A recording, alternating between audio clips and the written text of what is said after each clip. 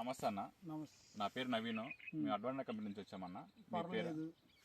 శ్రీనివాసరాజు. శ్రీనివాసరాజు. ఏ ఊరన్నా మీది? రాజుగారిపాలెం మండలం జిల్లా, బాపట్ల జిల్లా, మాటూరు మండలం. ఇప్పుడు ఈ బెండ తోట ఏ కంపెనీ వేశారన్న మీరు? అడ్వాంటా వాళ్ళది. 842. అడ్వాంటా కంపెనీ వాళ్ళు 842 విత్తనం అనేది వేశారు. ఇప్పుడు ఎన్ని కోతలకు కోసారన్న? ఇప్పుడు 10 కోతలు కోసాం. 10 కోతలు కోసారు. మీకు ఎట్లా ఉంది విత్తనం? బాగానే ఉంది. విత్తనం బాగానే ఉంది. బాగానే ఉందంటే ఇప్పుడు ఎట్లా రోగాలు తట్టుకోవటం ఖాయమా?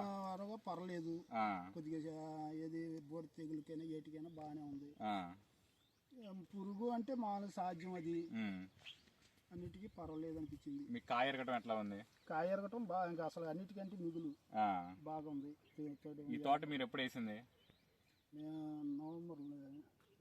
సెప్టెంబర్ నెలలో 11వ తారీఖు నాటాం. సెప్టెంబర్ 11 నాటారు. ఈ వచ్చేసరికి నవంబర్ 21. ఇప్పుడు మీకు 10 కోతలు కోసారు.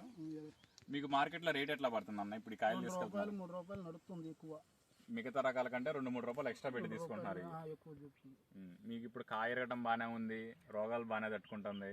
దిగుబడి ఎట్లా వస్తుంది అన్న? ఇప్పుడు మీరు ఎంత పొలం వేసారు? ఇది మేము అరెకరం వేసారు. 2 కేజీలు నాటాం. అరెకరానికి 2 కేజీలు నాటారు. ఎంత దిగుబడి వస్తుంది కోతకి? 2 క్వింటాలు వస్తుంది.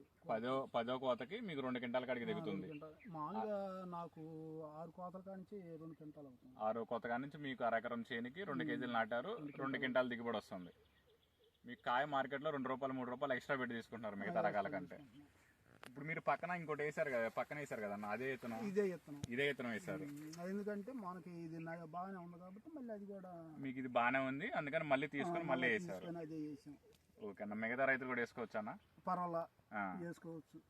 ఓకే అన్న. విత్తనం బాగానే ఉంటుంది. డేట్ చెప్పాను.